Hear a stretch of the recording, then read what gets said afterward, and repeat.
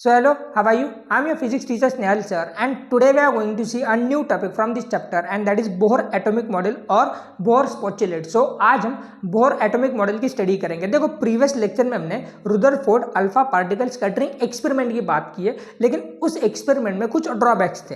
हालांकि उन ड्रॉबैक्स की हम आगे बात करने वाले। सो बोहर एटॉमिक मॉडल इन्हीं ड्रॉबैक्स को कवर करता है। सो ठीक है, लेट्स स्टार्ट आवर क्लास। देखो बोहर फर्स्ट पोस्टुलेट आपको क्या बताता है कि electron revolve around the nucleus in stationery orbit, मतलब इलेक्ट्रॉन जो न्यूक्लियस के अराउंड रिवॉल्यूशन करेगा वो एक स्टेशनरी ऑर्बिट में करेगा। That is the revolution of electron around the nucleus is stationary. That is जो ऑर्बिट होगा वो स्टेशनरी ऑर्बिट होगा। So orbit is stationary. So Bohr first postulate में क्या बताता है कि जिस ऑर्बिट में इलेक्ट्रॉन रिवॉल्व करेगा अराउंड द न्यूक्लियस वो एक स्टेशनरी ऑर्बिट होगा। अब देखो Rutherford alpha particle scattering experiment से हमें एटम के बारे में पता चला था, मतलब एटम के सेंटर पे एक पॉजिटिव चार्ज होता है और उसके अराउंड इलेक्ट्रॉन रिवॉल्व करता रहता है। ये हमें रुदरफोर्ड जी ने बताया था। अब अगर फिजिक्स में कहीं पर भी मोशन हो रहा है तो वहां पे एनर्जी रिलीज होती है, मतलब एनर्जी रेडिएट होती है। अब अगर इलेक्ट्रॉन न्यूक्लियस के around, that is positive region है, उसके अराउंड अगर रिवॉल्यूशन कर रहा है तो वहां पे एनर्जी रेडिएट होगी, है ना। वो भी इलेक्ट्रॉन मोशन में होगा, तो अगर वो मोशन में है तो वो क्या करेगा, एनर्जी रेडिएट करेगा। सो अगर ये पॉजिटिव रीजन है जिसको हम न्यूक्लियस बोलते हैं, तो इसके अराउंड इलेक्ट्रॉन क्या करेगा, रिवॉल्व करेगा। सो ये वो इलेक्ट्रॉन जो न्यूक्लियस के अराउंड रिवॉल्व कर रहा है। अब देखो अगर ये रिवॉल्व कर रहा है तो धीरे धीरे क्या होगा, उसकी एनर्जी रिलीज होगी और इस तरह उसकी रेडियस डिक्रीज होगी। मतलब धीरे धीरे क्या होगा, उस इलेक्ट्रॉन की एनर्जी रिलीज होगी और उसकी रेडियस कम होते होते होते वो बाद में ऐसे न्यूक्लियस में समा जाएगा, है ना, मतलब ऐसे न्यूक्लियस में चिपक जाएगा।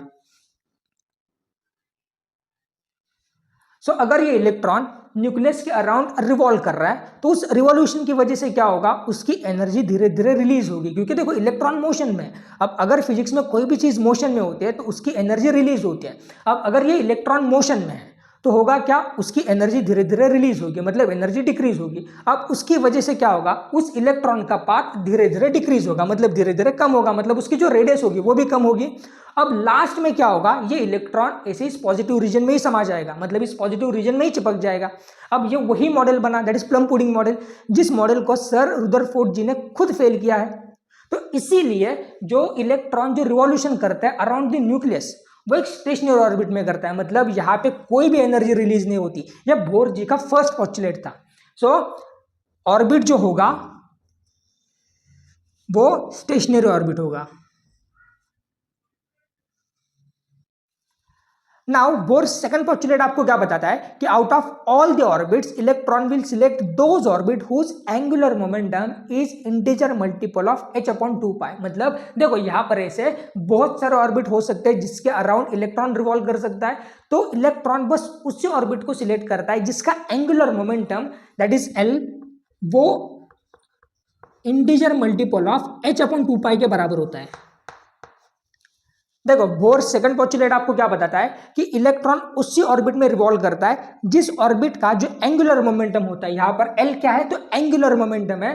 तो जिस ऑर्बिट का एंगुलर मोमेंटम किसके बराबर होना चाहिए, तो n क्या है यहाँ पे, इंटीजर मल्टीपल। अब इंटीजर मल्टीपल ऑफ h/2π के बराबर होना चाहिए, मतलब इलेक्ट्रॉन उसी ऑर्बिट में रिवॉल्व करेगा जिस ऑर्बिट का angular momentum that is l ये किसके बराबर होना चाहिए, तो इंटीजर मल्टीपल ऑफ h/2π के बराबर होना चाहिए। अब देखो हम एंगुलर मोमेंटम को डिफाइन कैसे करते हैं, it is the vector product of radius vector and linear momentum is equal to क्या होगा, nh/2π। अब ये क्रॉस प्रोडक्ट हम कैसे तोड़ते, तो वो तोड़ते साइन थीटा से, मतलब यहां पे क्या होगा, तो rp sine theta is equal to nh/2π।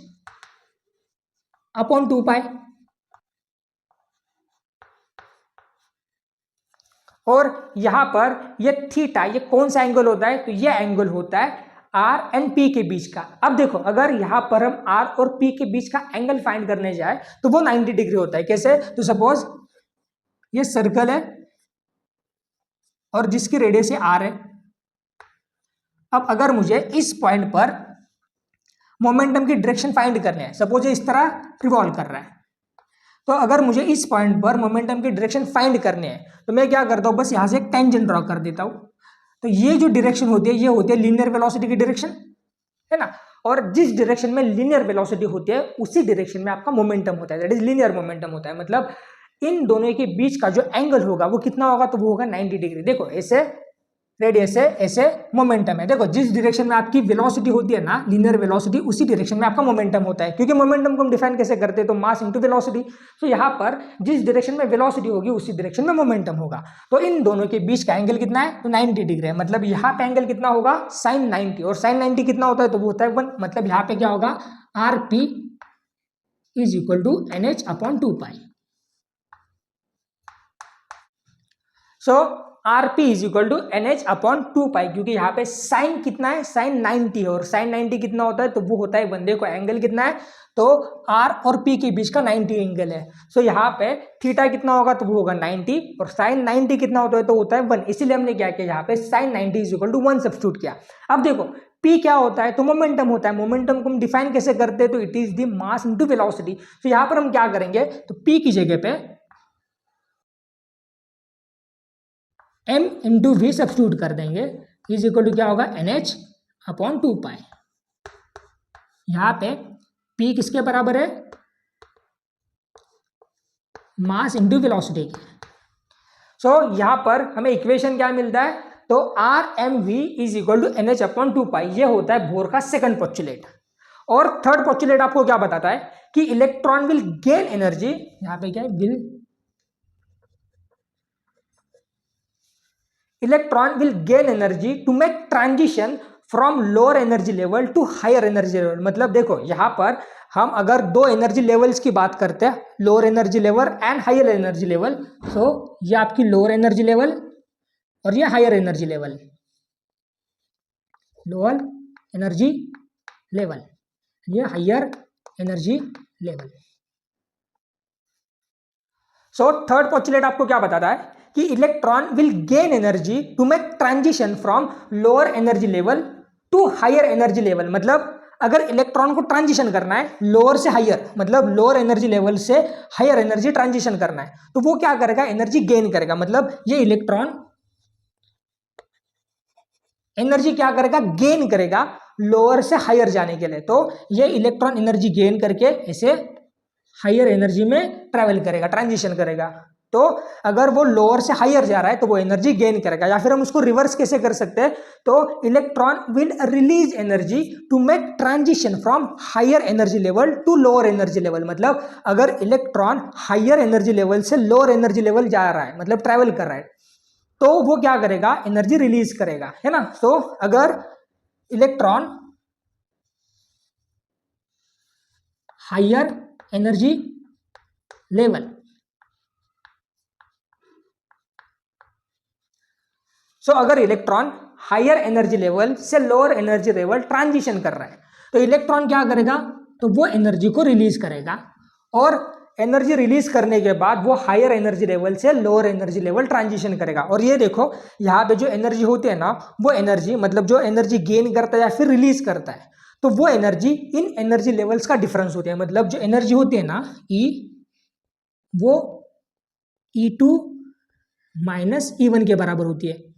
मतलब इतनी एनर्जी इलेक्ट्रॉन क्या करता है, इधर गेन करता है या फिर रिलीज कर देता है। ये डिपेंड किस पे करता है, तो अगर वो लोअर से हायर जा रहा है तो वो एनर्जी गेन करेगा, लेकिन अगर वो हायर से लोअर जा रहा है तो वो एनर्जी रिलीज करेगा। और वो एनर्जी कितनी होगी, तो वो एनर्जी होगी E2 माइनस E1 के बराबर, दैट इज एनर्जी डिफरेंस के बराबर। हालांकि यहाँ पर एक फैक्ट बता देता हूँ कि जो इलेक्ट्रॉन होता है ना, वो बस हायर एनर्जी लेवल में 10⁻⁸ सेकंड ही रहता है। मतलब यहाँ पे जो इलेक्ट्रॉन है ना, वो बस 10⁻⁸ सेकंड तक ही क्या करता है,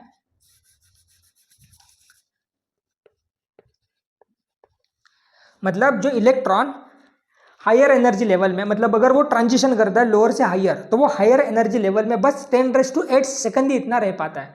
क्योंकि वो जल्दी से क्या करना चाहता है, वो एनर्जी रिलीज करके फिर से एक बार लोअर एनर्जी में आना चाहता है। सो ये थे बोर के 3 पोस्टुलेट्स।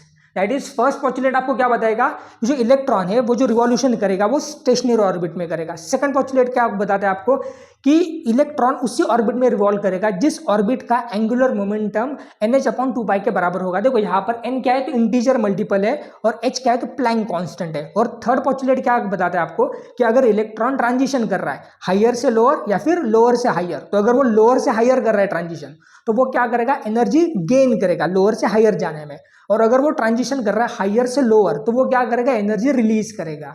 और वो एनर्जी कितनी होगी, तो वो होगी एनर्जी डिफरेंस के बराबर। देखो यहाँ पर मैंने E2 माइनस E1 क्यों लिखा है, क्योंकि जो हायर एनर्जी है E2 मतलब हायर एनर्जी लेवल की जो एनर्जी है वो E2 है एंड लोअर एनर्जी लेवल की एनर्जी E1 है। इसलिए हम क्या किया यहाँ पे E2 से E1 माइनस कर दिया क्योंकि E2 ज्यादा होगा E1 से, इसलिए। So this is for today. अगर आपको वीडियोस अच्छे लग रहे हैं तो प्लीज लाइक कर देना, चैनल को सब्सक्राइब कर देना and thank you so much for your time.